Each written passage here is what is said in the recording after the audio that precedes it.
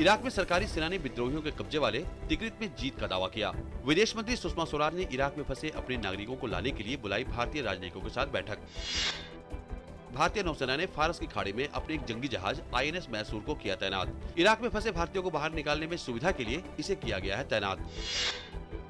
विदेश मंत्रालय में प्रवक्ता सैयद अकबरुद्दीन ने कहा कि इराक में फंसे लोगों को वापसी के लिए सभी जरूरी दस्तावेज मुहैया कराए जाएंगे। इराक में फंसे भारतीयों को सुरक्षित निकालने के लिए एक विशेष टीम बनाई गई है और संपर्क के लिए विशेष ईमेल ID भी मुहैया कराई गई है। चेन्नई में एक इमारत के गिरने से हुए हादसे में मृतकों की संख्या बढ़कर हुई 10।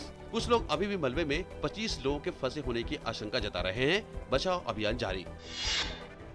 दिल्ली विश्वविद्यालय में स्नातक स्तर के पाठ्यक्रमों के लिए प्रवेश की प्रक्रिया 1 जुलाई यानी मंगलवार से हो जाएगी शुरू। विश्वविद्यालय में अकादमी परिषद और कार्यकारी परिषद ने कल अपनी बैठक में 4 साल के डिग्री पाठ्यक्रम की जगह 3 साल के पुराने पाठ्यक्रम को फिर से लागू करने के प्रस्ताव पर लगा दी मुहर।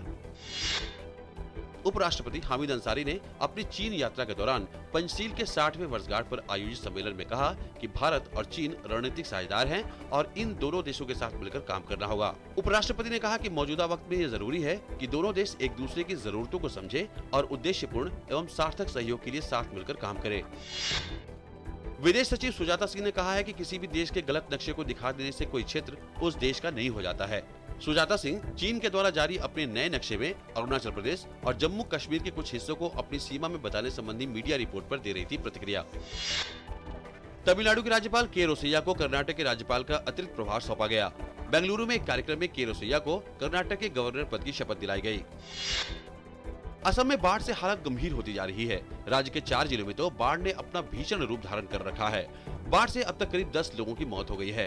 हालात को संभालने के लिए राष्ट्रीय आपदा प्रबंधन बल की मदद ली जा रही है।